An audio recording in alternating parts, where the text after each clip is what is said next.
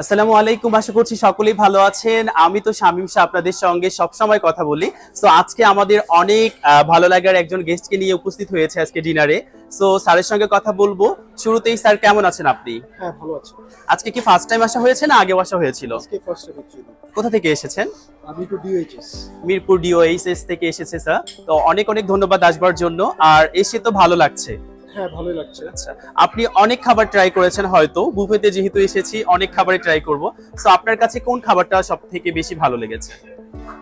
তান্দুরি চিকেনটা ভালো ছিল, বাটার চিকেনটা মজার ছিল। আচ্ছা আচ্ছা, কোনো খাবার কি মনে হয়েছে যে এটা একটু ভালো করলে ভালো হতো মনে হয় আপনার কাছে? আমার কাছে আইটেমগুলো একটু ঝাল লেগেছে।